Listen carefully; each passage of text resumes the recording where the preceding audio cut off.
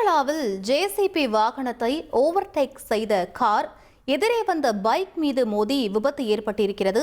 இது தொடர்பான சிசிடிவி காட்சிகளை முதலில் பார்க்கலாம்.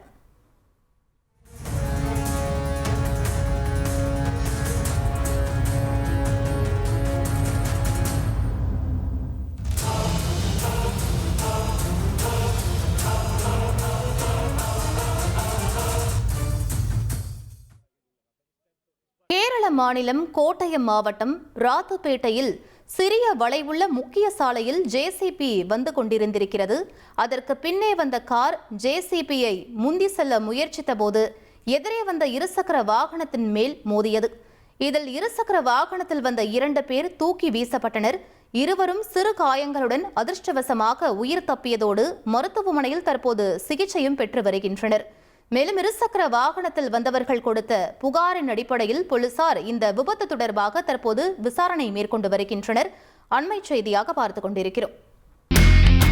இனி செல்லும் இடமெல்லாம் செய்தி. தந்தி டிவியின் வாட்ஸ்அப் சேனலை ஃபாலோ பண்ணினா செல்ல இருக்கும் இடமெல்லாம் செய்தி. இதோ QR கோட் இப்பவே ஸ்கேன் பண்ணுங்க, ஃபாலோ பண்ணுங்க.